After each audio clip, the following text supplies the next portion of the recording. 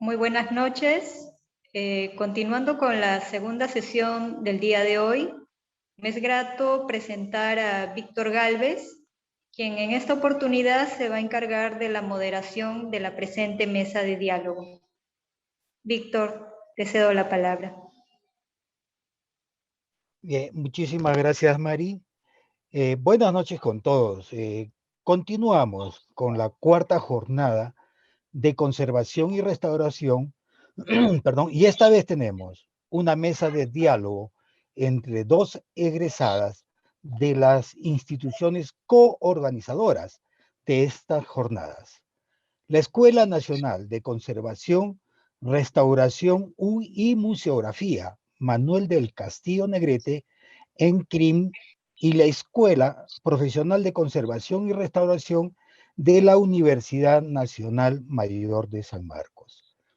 De la ECRIM tenemos a Rosaura Mitra Ávila, es egresada de la Maestría en Conservación de Acervos Documentales de la ECRIM y licenciada en Historia por la UNAM.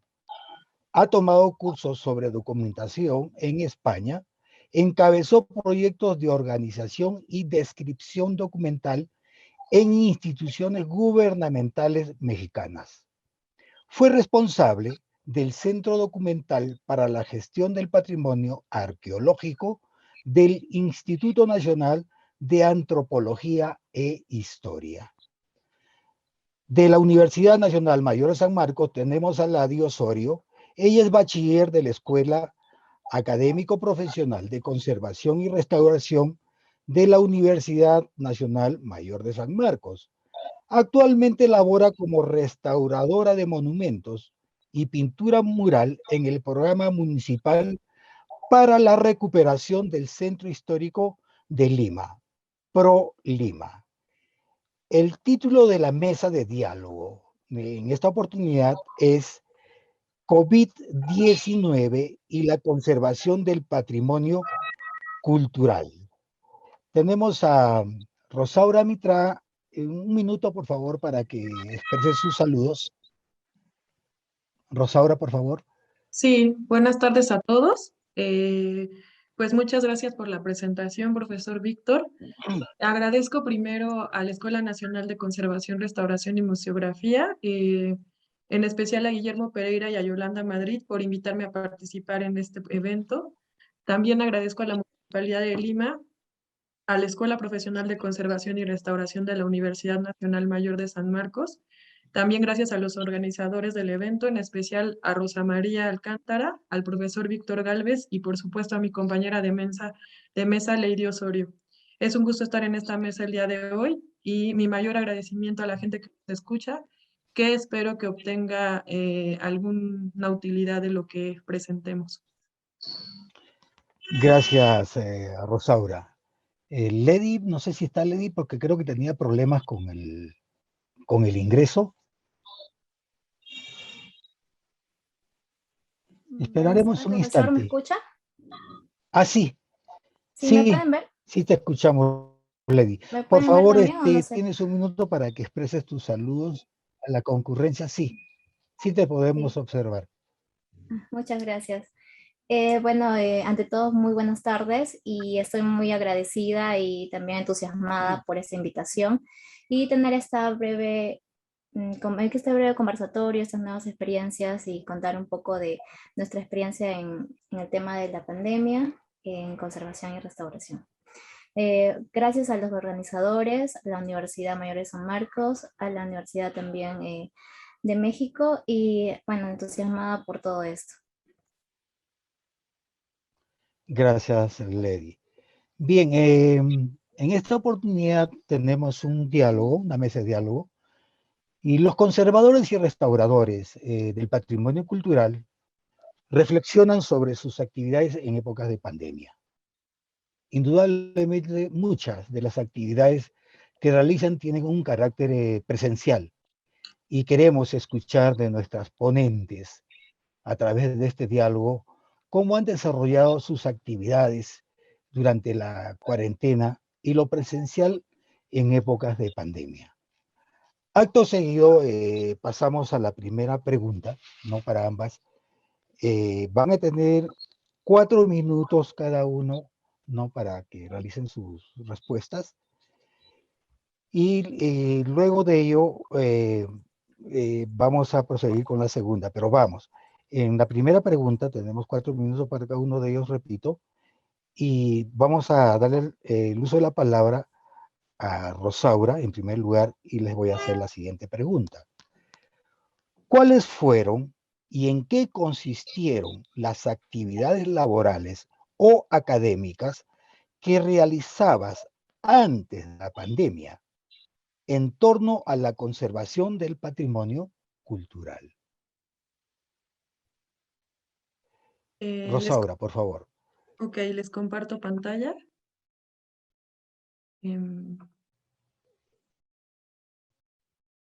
No sé si se vea. Listo. Pues mi actividad fue primordialmente hacer un diagnóstico para la tesis de maestría que fue desde la conservación de acervos documentales. La investigación No intervención se te consistió, escucha, Rosaura. perdón, perdón, permítame.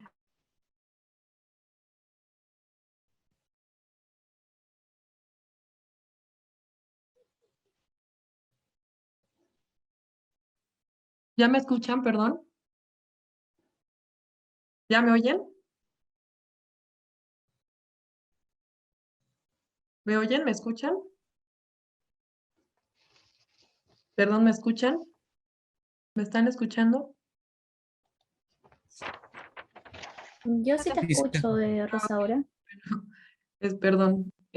Bueno, la, la, la investigación e intervención que realicé para egresar de la maestría en conservación de acervos documentales consistió en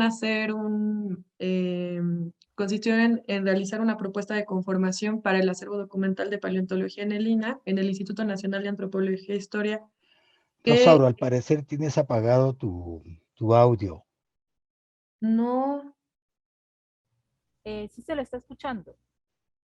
que no se creó, a pesar de poseer la función a partir de 1986, cuando aparece el artículo 28 bis de la Ley Federal sobre Monumentos y Zonas Arqueológicas, Artísticas e Históricas. Entonces, el diagnóstico que se hizo fue más hacia la conformación que hacia la conservación. Sin embargo, sí obtuvimos algunas conclusiones acerca de la conservación. En primer lugar, se elaboró, bueno, consistió en 4 fases. Se hizo la elaboración de la ficha de diagnóstico catálogo apegada a la conservación y a la materialidad de los documentos. Retomamos un concepto de documento que se define como unidad conformada por una materialidad de un contenido informativo, que retomamos de la norma mexicana Acervos Documentales, Lineamientos para su Preservación. Y además alineamos esta ficha con el esquema de metadatos Dublin Core. Posteriormente hicimos el análisis de la configuración del archivo técnico de la Coordinación Nacional de Arqueología, que fue nuestro caso de estudio, desde la archivística a partir de los instrumentos archivísticos y los principios confrontados con los principios archivísticos. Posteriormente aplicamos la ficha haciendo la compilación de la información documento por documento y obtuvimos 445 ítems. Finalmente se hizo el reporte del diagnóstico de la colección, que iba a ser el archivo técnico de la Coordinación Nacional de Arqueología, que fue más general, y el modo de integración al acervo en digitalización o catalogación, ya que no se podría hacer en físico. En cuanto a la ficha se las estoy señalando aquí a la derecha, que señala los datos generales, la información que contiene y la materialidad en apego al concepto de documento que se utilizó. En cuanto a los resultados del diagnóstico, pues se obtuvo que el 100% de la muestra se encuentra en soporte papel y en formato texto.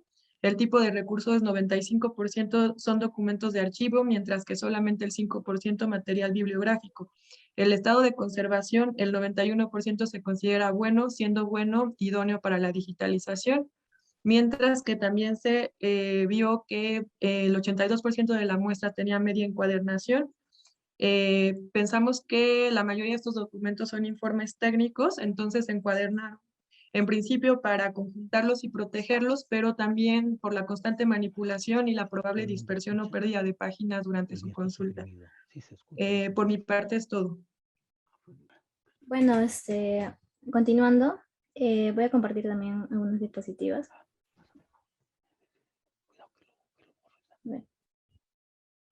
Ahí no sé si logran verlo.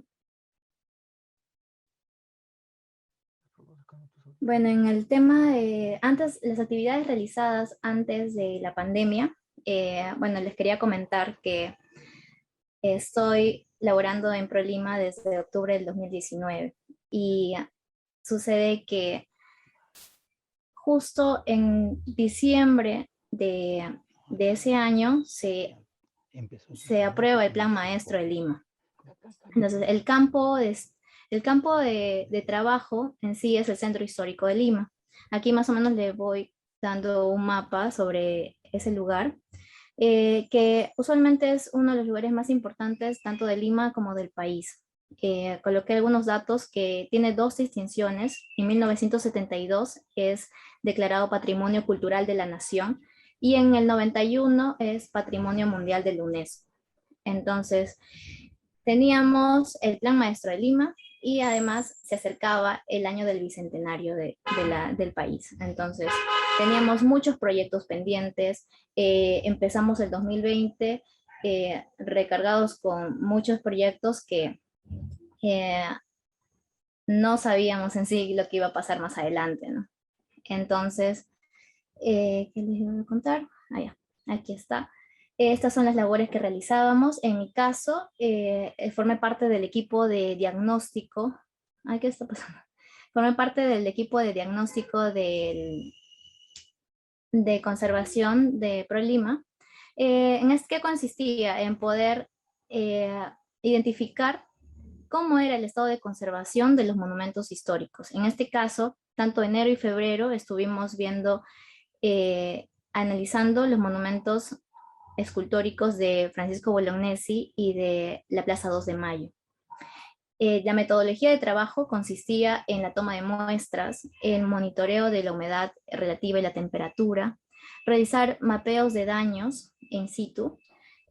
También dentro de la toma de muestras conllevaba también a los análisis estratigráficos para ver todas las capas de pintura que estaban recubriendo las esculturas, porque usualmente pues las intervenciones era eso, ¿no? No existía un plan de conservación adecuado, siempre ponían capa tras capa de pintura negra.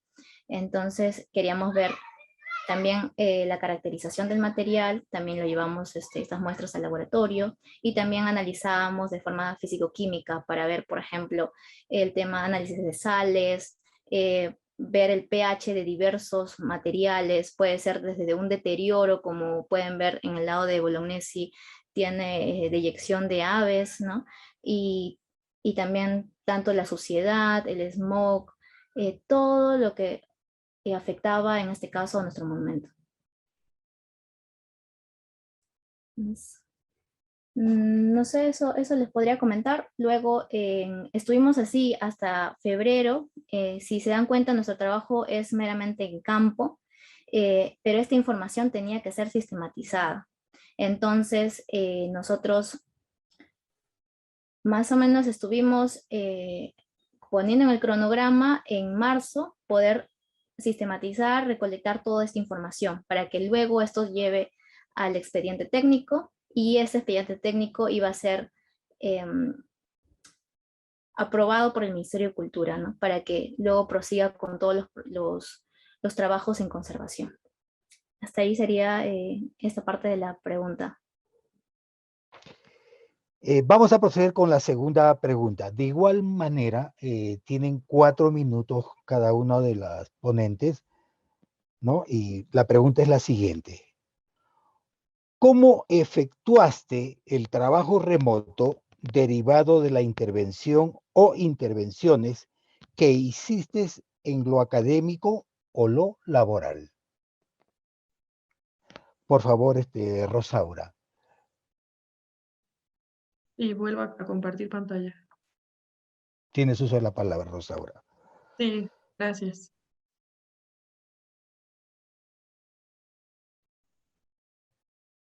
Bueno, en cuanto al trabajo remoto, pues lo que hicimos fue efectuar las actividades para concluir con la tesis, que en realidad no tuvimos,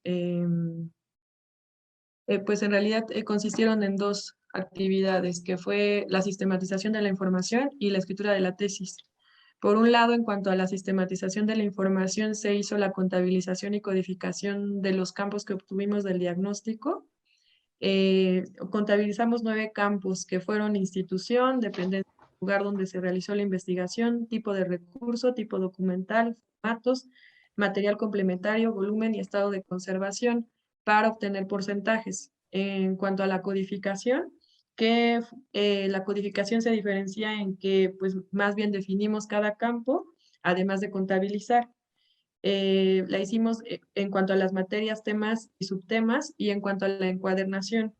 En materias y temas y subtemas lo hicimos con un control de autoridades que fue Wikidata y el Tesauro de Arte y Arquitectura del Instituto Yeti. Y lo que hicimos fue sistematizar en un documento de Excel, y por cada campo hicimos una hoja, contabilizamos, hicimos los gráficos y esos se integraron a la tesis y a los resultados finales. En cuanto a la escritura de la tesis, retomando estos resultados del diagnóstico, hicimos la propuesta de conformación del acervo documental sobre paleontología, y se consistió en dos partes: una propuesta general que consiste en 6 procedimientos apegados a la gestión de acervos. Estos 6 procedimientos son la selección, el diagnóstico, la organización, la catalogación, la digitalización y el acceso. Y por otra parte, una pauta específica para la conformación, que fue retomando las temas y materias, fue temática para la bibliotecología. Finalmente, bueno, en cuanto a las conclusiones que obtuvimos, que quisiera compartir con ustedes relativas a la conservación, pues se vio la conservación como eje de la conformación y viceversa, que no hay que conformar un acervo documental sin tener un plan para conservarlo. Por otra parte, nuestra propuesta de conformación plantea la conservación integral a la manera de Marie Verdoux, más allá de las intervenciones directas a los documentos. Y además se basa en estos 6 procesos que que van conforme a la gestión, ¿no?, documental.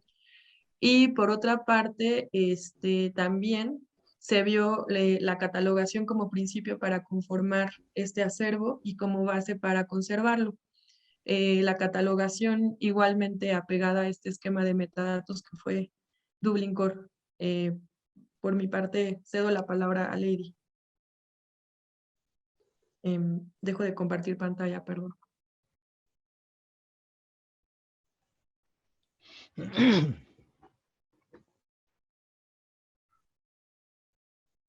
Bueno.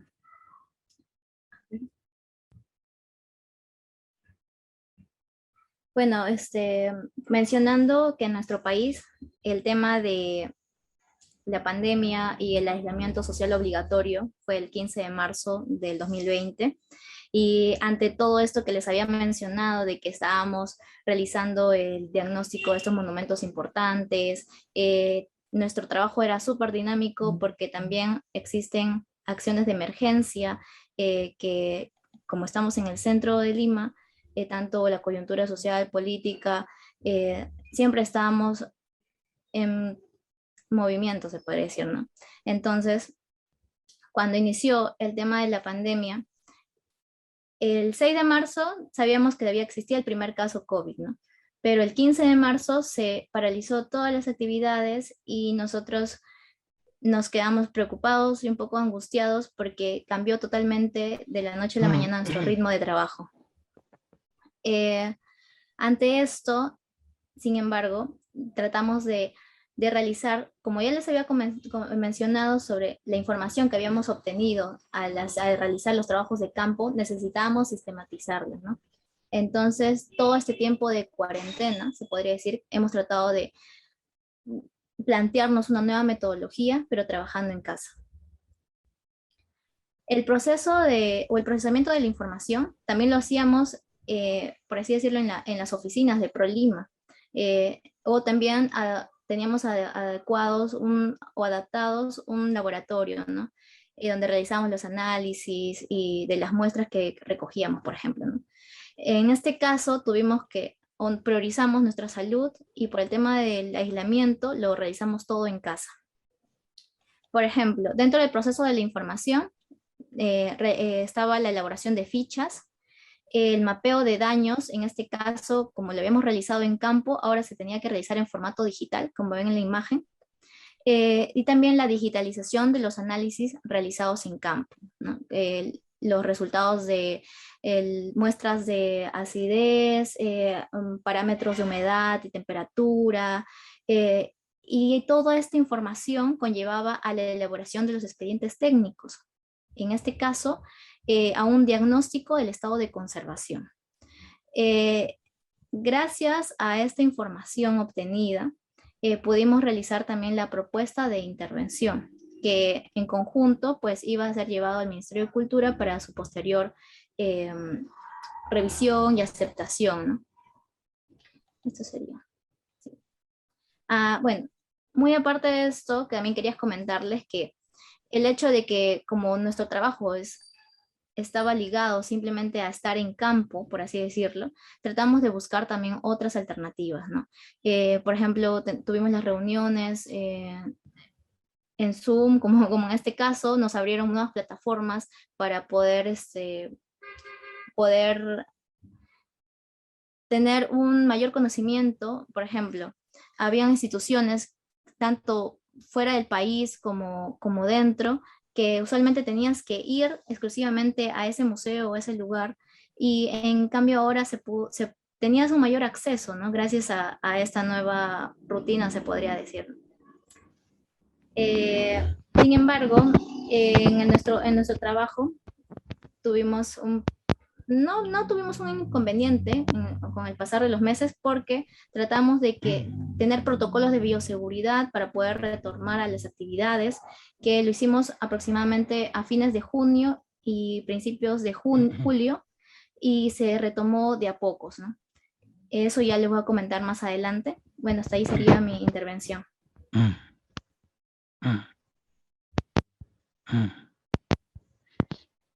Okay. Bien, muchísimas gracias. Vamos a proceder de igual manera con la tercera pregunta y con la misma modalidad, ¿no? De los 4 minutos para cada participante. Les voy a leer la tercera pregunta, por favor. ¿Cuál fue la respuesta en torno a la conservación de patrimonio cultural en la pandemia desde su ámbito laboral o académico, y cómo se abordó la conservación de patrimonio cultural en general desde tu institución? Rosaura, por favor. Sí, Tienes la voy palabra. a volver. Gracias, Víctor, profesor. Voy a volver a compartir pantalla.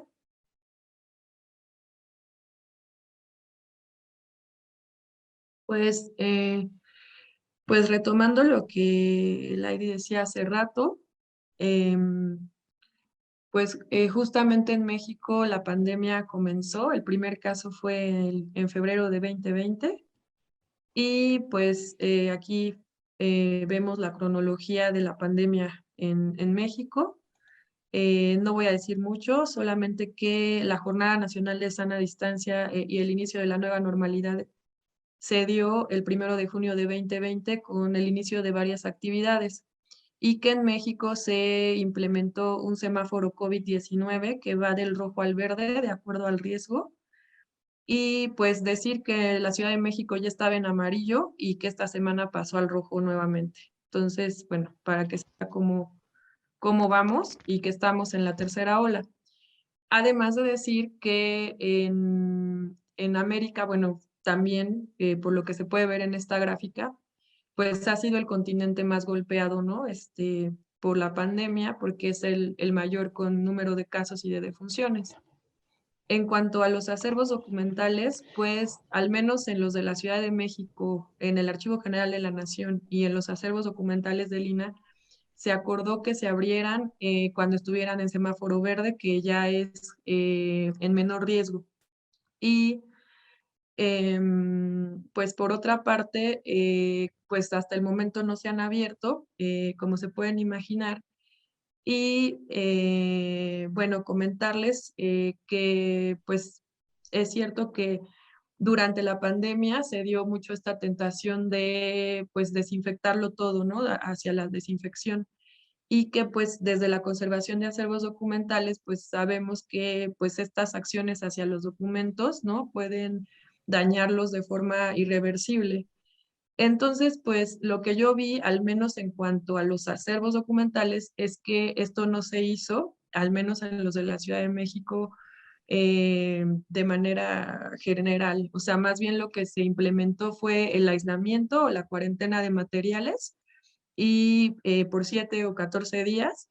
Y además, estas medidas hacia la manipulación que se les capacitó tanto al personal de los acervos como a los usuarios. Y por otra parte también acciones encaminadas a la gestión documental y a las acciones indirectas como la investigación, la elaboración de inventarios y la catalogación. Eh, Otra idea que quería comentar con ustedes es que pues siempre se alude a que la documentación necesariamente va a coadyuvar a la conservación del patrimonio cultural. Esto al menos en el país, en México, y en lo que yo vi en mi intervención en el Archivo Técnico de la Coordinación Nacional de Arqueología del INAH, pues no es tan cierto, ya que la conservación del patrimonio cultural no necesariamente conlleva la conservación de los acervos documentales y viceversa.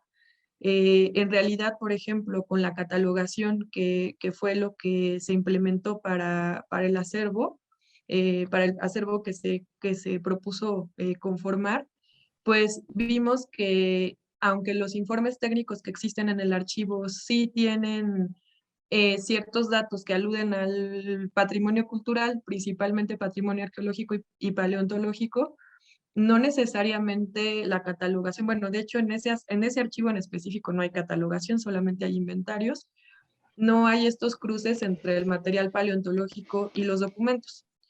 Lo que hicimos con la ficha de diagnóstico catálogo que les presenté hace un rato fue un premodelo de catalogación que hiciera estos cruces de relaciones entre material paleontológico, documentación.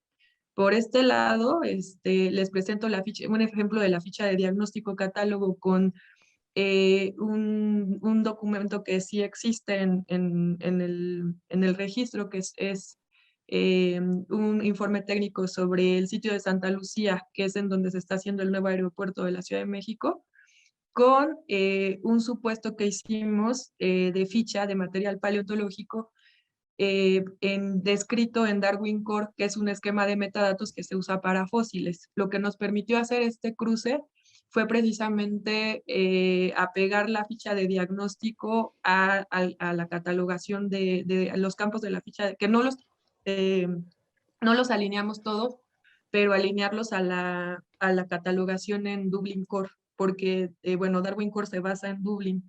Entonces, pues pudimos hacer estos cruces, ¿no? Como los ven de los autores, ¿no? El registrado por ejemplo, este lugar es donde se realiza la investigación, Estado de México, Santa Lucía, y aquí la localidad base aérea de Santa Lucía.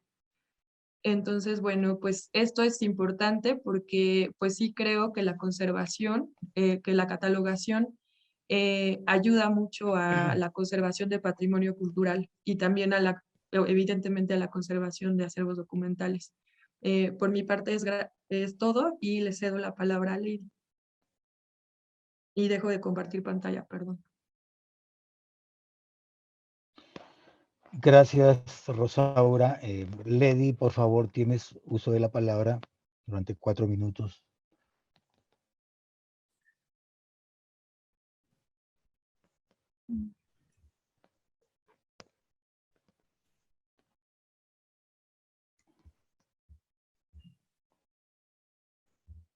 Bueno, ¿Me escuchan? Sí, ¿cierto?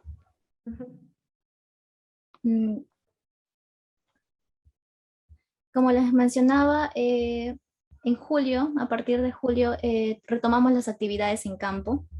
Claro que fue de forma paulatina. Y esto implicaba la aplicación de los protocolos sanitarios. Por ejemplo, de un lado está la desinfección, tanto del área donde trabajábamos y también del personal al ingresar, ¿no? También se modificó el horario de trabajo en campo. Tratamos de llegar un poco más temprano y poder salir también mucho más temprano para no tener ese riesgo de contagio tal vez en el transporte público.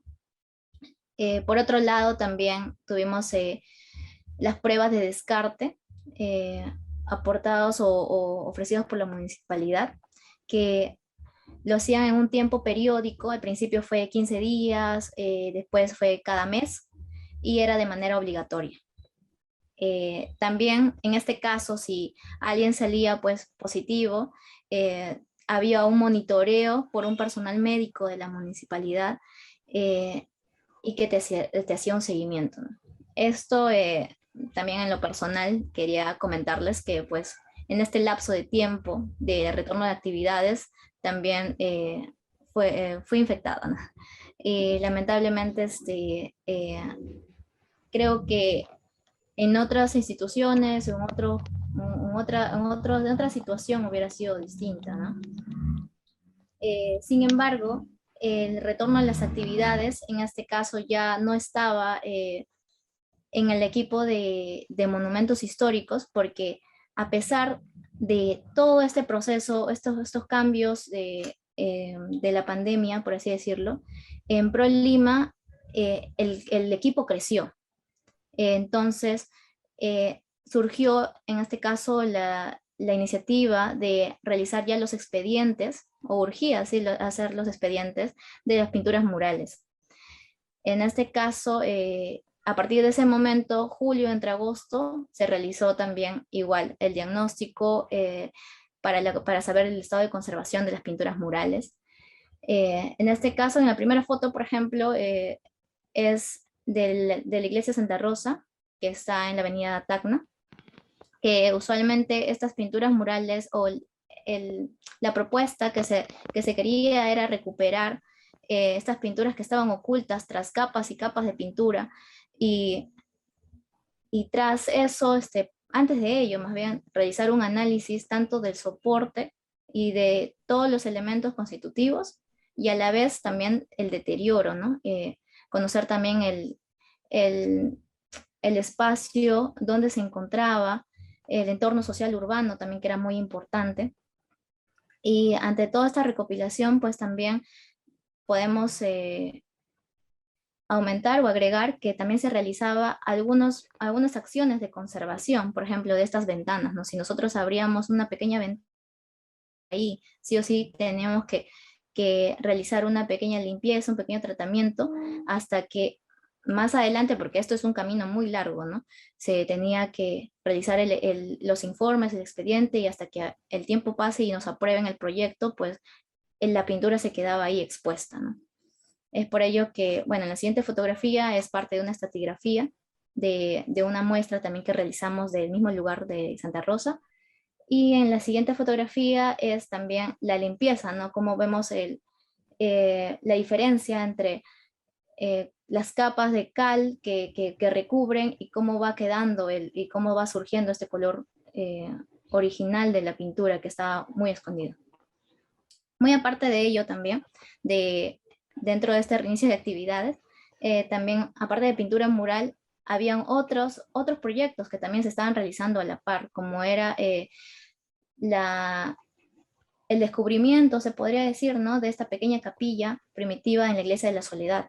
Como vemos en la última foto, también realizamos como nuestro trabajo, parte era el tema del diagnóstico, ver todo si existía o no un deterioro próximo, ¿no? Porque cuando un bien o una zona está recién descubierta, en este caso una excavación arqueológica, pues el impacto que va a tener con el medio ambiente va a ser muy fuerte, ¿no? Entonces, tratamos de ver estos cambios bruscos que pasar el tiempo. Hicimos un pequeño, ahí me acuerdo con una compañera, un pequeño análisis o estudio de un mes, ¿no? Por ejemplo, estuvimos un 25 de agosto o 25 de septiembre hasta el 25 de octubre y ver esos cambios que fluctuaban en torno a la humedad y temperatura que iba cambiando en este caso, ¿no? Vimos que hay zonas, justo en esa área había un tubo de desagüe muy grande que filtraba la humedad y que después que había sido descubierto, pues estaba deteriorando estos azulejos que en verdad son muy importantes y ha sido un descubrimiento también en nuestra ciudad muy importante de esta capilla primitiva. Bueno, y en sí, mi trabajo, por así decirlo, ha sido muy dinámico y en verdad estoy muy agradecida de esto porque cada cosa es un nuevo aprendizaje, ¿no? De estar primero en monumentos, en escultura, después en pintura mural o también arqueológico, realizando los diagnósticos. Puede ser la metodología de trabajo similar, pero lo que se va encontrando es muy diverso, ¿no? Y en verdad del centro histórico pues hay muchas cosas por descubrir y todavía que nos queda, ¿no? Y además, gracias eso al apoyo de la municipalidad también porque por mucho tiempo no hay un aporte o no hay un apoyo para la investigación y más aún para la conservación, ¿no? Que en muchos casos a veces es muy costoso o también los profesionales, ¿no? Y gracias también a que la universidad o otras nuevas instituciones que están sacando adelante, ¿no? La carrera de restauración o estudios complementarios, pues poco a poco ya el grupo de conservadores o en este campo está creciendo. Eso sería por el momento. Bien, muchísimas gracias, Lady Rosaura. A modo de conclusión, para cerrar la sesión, una pregunta para ambas ponentes, ¿no? Y es la siguiente. ¿Qué podemos concluir de todo lo conversado? Tiene 1 minuto y medio cada una de las participantes. En este caso le damos la palabra a Rosaura, ¿no? Para que dé sus conclusiones de este magno evento. Rosaura, por favor. Sí, pues lo que puedo decir es que de lo que podemos, bueno, que podemos aprender de la pandemia, creo yo, es que hay que rebasar la idea clásica de la conservación, que solamente es la intervención directa en los objetos o en los lugares, sino que va más allá de esto, ¿no? Es retomar la idea de conservación integral, que tiene más que ver con otras acciones de conservación preventiva o estas acciones de documentación. Tanto Lady y yo como, bueno, las ambas estuvimos haciendo estas actividades y creo que son súper importantes para la conservación del patrimonio cultural.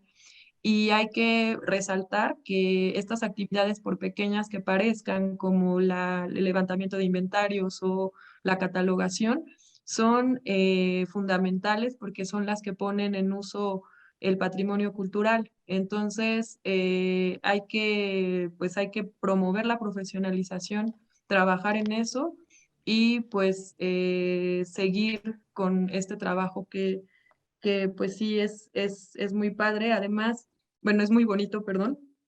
Y además también el objetivo creo que también tendría que encaminarse a que el patrimonio cultural detone estas reflexiones colectivas, ¿no? Que eso también ha dado la pandemia, que podemos comunicarnos entre especialistas de otros países y que podemos construir un diálogo acerca del patrimonio e ir más allá de esta idea que solamente se reduce a lo técnico o a lo académico. Muchísimas gracias, Rosaura. Lady, por favor, tienes tus palabras a modo de conclusión. Bueno, después de todo lo compartido, lo pequeño, la pequeña información, bueno, solo agradecer a todos ustedes por escucharnos. Y en este caso, yo también me siento un poco contenta también porque la carrera de restauración en San Marcos está dando frutos, muy poco a poco, pues la gente se está sumando, los chicos, justo quería compartirles al final esta fotografía, que es de hace poco, de este año, que cuando estuvimos en la inauguración de la Plaza 2 de Mayo nos pudimos reunir. Por ejemplo, como les comentaba que nuestro trabajo es muy dinámico, a veces todos los que están en la foto son estudiantes de San Marcos, que ya han egresado, que estamos aprendiendo día a día, porque cada bien inmueble o mueble es diferente, ¿no? En torno a tanto su deterioro, a su manufactura, y es bonito compartir estas experiencias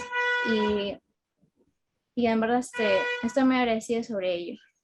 En el tema de la pandemia nos ha abierto muchas puertas. En el caso del Centro Histórico de Lima, las labores no han parado. Sé que lamentablemente en muchos otros lugares sí, pero creo que esto es algo positivo, ¿no? Muy aparte, creo que hemos tenido un poquito de suerte por lo que ya se acercaba el Bicentenario, y también por el tema del Plan Maestro, que esto es un instructivo normativo que va con miras hasta el 2035, y esperemos que eso también dé las oportunidades a los demás egresados de la carrera más adelante. Esto sería todo. Muchísimas gracias, Lady. Bien, como acto final, quiero expresar mis agradecimientos, agradecer la participación de Rosaura y Lady en esta mesa por tan importante reflexión dentro de esta coyuntura mundial. Quedo muy agradecidos y a las dos participantes y al público oyente que espero que participen en las próximas jornadas. Mari, me despido con esto y tienes el uso de la palabra. Muchas gracias, Víctor, por la moderación. Igualmente el agradecimiento a Rosaura y a Lady por compartirnos sus experiencias, sobre todo en estos tiempos, en esta coyuntura como es la COVID-19, ¿no? Que precisamente ha puesto a prueba nuestra capacidad de resiliencia, ¿no? De poder enfrentar esta situación y poder continuar con nuestra labor que tiene que ver con la conservación, restauración, preservación de nuestro patrimonio cultural. Nuevamente reitero mi agradecimiento a todos los asistentes y nos encontramos el próximo martes. Por su atención, gracias. Muy buenas noches.